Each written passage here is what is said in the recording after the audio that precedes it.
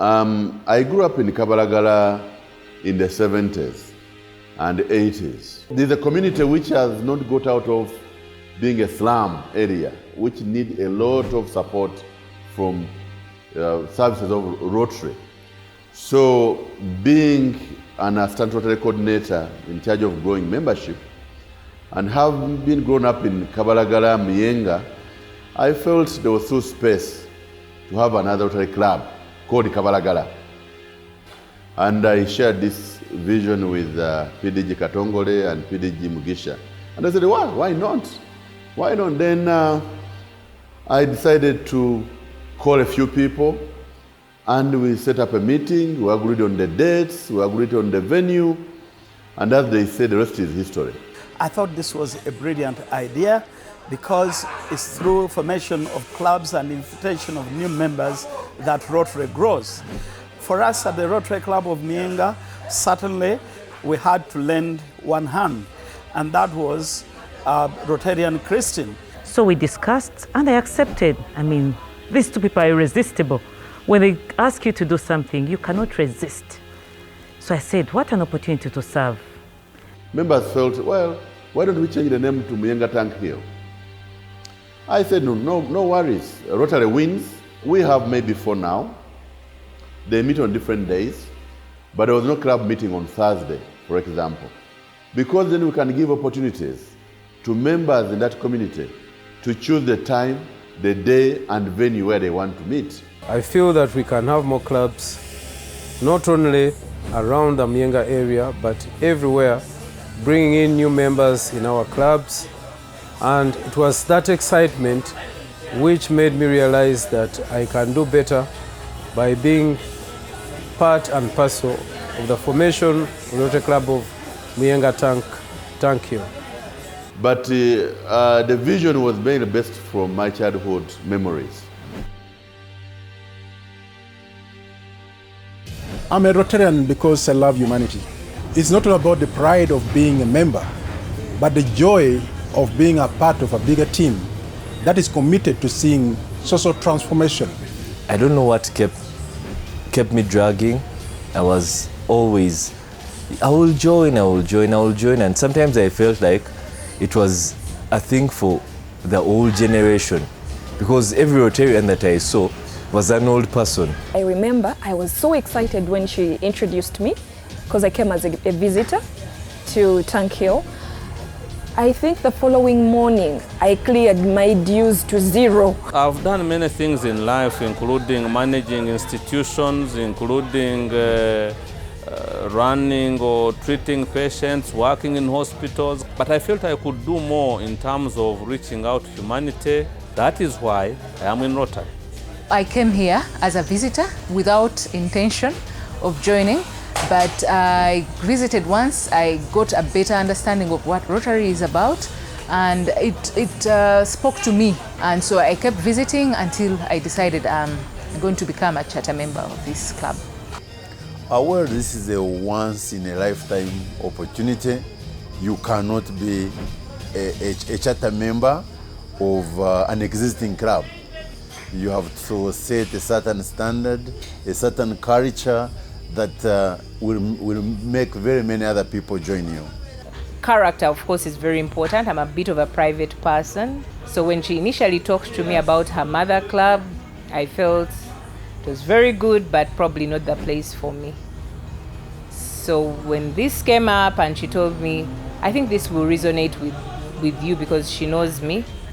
And I came here, I felt at home. Rotary paid my school fees from senior 1 to senior 6. When you are just clocking 30 and there's that pressure that you need to cross over to the Rotary Club, sometimes you don't find the gap to join into the Rotary clubs because you think that it's an older set and I don't yet fit into it. I worked on so many projects with the Rotarians, and when I tried to visit them, there was a little bit of a difference between my character and the kind of people there, the age gap and all that, and I think they didn't move me. Then I was still contemplating. She's like, no, but it would be better if you join the club that is just beginning, so that you all begin at the same time. And I said, yes, I think that's what I should do. So anytime you come across such a club, please let me know. Then she was like, There's one that just began last week.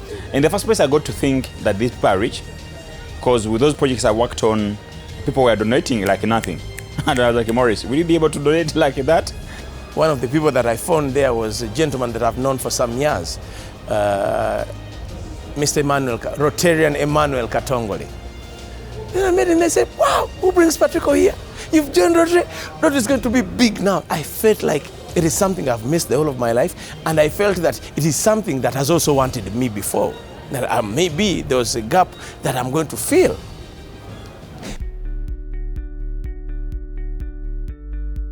You see an element of trust already, because the quality, the DNA of members is, is of a diverse base. And they are young. I think I'm one of the oldest. When you listen to each and every one of them, you can see that they have some part and a very big part they are going to play in this club. The diversity is going to help, and when you share with them about what brings them to Rotary, it gives you hope that this is going to be one of the greatest clubs in our district. This club has been, I would say, a lucky club because it has been mentored by senior leaders within our district. Past District Governor Kenneth Mugisha has played a very important role. Past District Governor Bob Wagwansibirwa played a very important role. I've been there to guide them. Indeed, our incoming District Governor Xavier has been there, and so has District Governor nominee Rosette. A governor, being an experienced person in a district, looks at the resources we have in our district. People who can guide and support this club. And every week we've been bringing in experienced Rotarians to come and share their experiences with our new members. And when they see these strong people coming to visit, they feel that they have to come even the following week. I gave that talk by way of engaging them to see whether they appreciate what they have joined. It wasn't a lecture, I didn't lecture to them, but I was challenging them to tell us that after they have been chartered, what are they going to do? Usually they don't know what to do. She's bringing very important, resourceful people as far as Rotary is concerned, and they have really prepared the members. And actually when you get there, you might not know who is who until people introduce themselves. And then at times you hear when they're giving those past governor, past district governor, then that is when you know they are big men. But before they do that, you think you're all the same. And thanks to our mother club of Muyenga, it means that we'll start at a high level and we should be able to get a momentum, a takeoff at cruise speed actually. So it is only right that we learn from what they have taught us, and we do not disappoint them. We come out as a strong club, a club that can be a reference point to all other clubs. So even those ones you haven't seen have been there with us, despite that these ones are probably our resident district governors. They have been part of the club, and when you feel there's a lot of hope in a club, you tend to stay there to guide them, but we do not take it for granted because they go out of their busy schedules to spend time with us. Christine, I think she's a leader. And I believe that is why the mother club, Muyenga, singled her out as a person who can start and lead a new club and lead it well. She's a very kind-hearted person. She's straight to the point. She's very focused and ambitious. A custodian of innovation. She serves as a team player and very well dedicated. There's no question about her being chartered as a president of a new club just as soon as this, because her participation in Rotary and her love for Rotary was excellent. She's a team builder. She's a team player. The only problem with Rotary is they only have one Chisanja. fabulous woman.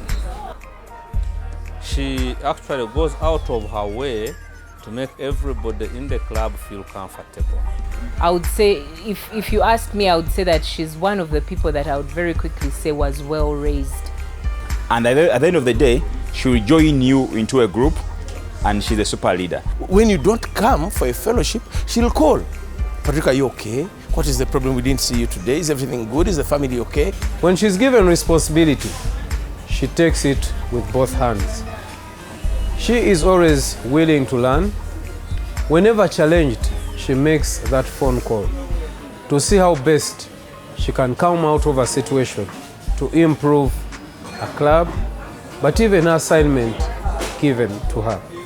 So Christine is a person I believe is going to take and move this club to another level. This project is about refurbishment of a school. The school is called Hill Preparatory Primary School. And this school is made of wattle, mud and wattle. And it serves 10 local councils. But even with that, there's not enough support in the community. It's an impoverished community and with many orphans, and most of the students there are girl children. And they need a lot of support. They walk long distances. The physical environment is really poor. They have jiggers, the water, foodstuffs, scholastic materials. There's quite a number of issues, but they try to come to school. However, the students are very lively. You ask them questions, they're all able to answer, and they're speaking and communicating properly, and they're not shy. So I think there's a lot of potential. They have clear systems and processes. Immediately, in no time, they were already ready doing their parade. We had zeroed on constructing a toilet, but reaching here, we have seen many things that need our hands, like these classrooms as you see them. If we can go there and pave their classroom, if we can go there to put a roof on over their head so that they cannot have those jiggers because of the dust. The candidates, when they are going to do exams, because according to the explanation we got, they are coming from far, almost 8 kilometers. How do they handle that situation? Also, the time of going for preps, their lights are too dim. I myself, I can't read anything. We have consulted about how they perform. In P7, they can have like 14 pupils. Out of the 14, they can get 10 second grades. I did my primary from a village school where I didn't have shoes. When you put on the shoes, you are the odd man out, and actually you feel uncomfortable. I know what it means to study from a miserable kind of environment. So this is the project that I feel comfortable about to contribute, simply because I would like to put a smile, and a genuine smile, on someone's face. So we believe we can have an impact on that community. We are looking at that community as our pilot. We want to partner with that community, and once we do a good job, we want to extend that beyond that community and spread out as much as we can go. We have a blood donation drive. We're carrying it in different schools. We started with Budo, which was a maiden one. The Rotary Club, especially the Rotary Club of Muyenga, has mobilized blood donors. It has constructed Mengota Blood Bank, and Muyenga Tankhill Rotary Club Information has organized and mobilized and held blood donor session at King's College Budo, and has pledged to continue mobilizing and holding blood donor session every year. We collected quite a lot of units, and we managed to save a mother or a bleeding victim of an accident or an anemic victim. Yes, and we all know that anemia can hit because of malaria, because of sickle cells. I was part of a team that organized the One Drop of Blood initiative. So blood is pertinent to me. I'm a mother. Anything can happen to somebody getting an accident, and then you need blood. So that is why we chose blood. And then also, I'm a board member of the Rotary Blood Bank. So I said, I need to be part of this group that mobilizes the blood. That is why we went to Budo.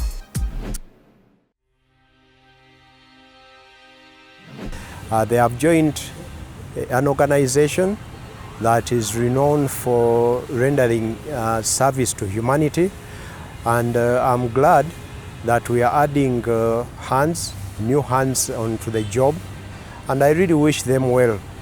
President Christine, from me to you, is lead from the front. The journey has just begun. And I must congratulate all of us for the commitment we have exhibited. To our president, I want to really thank you, Christine. You are a great lady. You have made us proud as a young club, and we are not going to let you down. We cheer you up. We'll be behind you. We should be ready to actually create an impact, do something that creates a difference in the lives of people that are less privileged than we are. For any Rotarian around on this charter night, if you want to stay on top of the bike and see it moving, keep pedaling. Now that I'm going to have a Kapini, I've always loved it, and today I'm going to have it. When you see me with it and I pass without greeting you, it's okay. Malo, still a bit. My darling, my beautiful Christine, I'm so emotional. It's unfortunate that I can't be with you, but I love you so much. And my fellow members, dance on my behalf. Yeah, Patrico, eat on my behalf. So if you see me going double. We are satisfied with the level and quality of Rotarians that have joined this club. I'd like to wish them all the best and to be assured that we shall be there to support them. My members of Tankhill, I call upon you to continue with your unwavering support that you have given first to me and also to the other club members. We have worked as a team, and I would like us to continue working as a team. So continue with your commitment so that we can achieve our dreams. I thank you so much.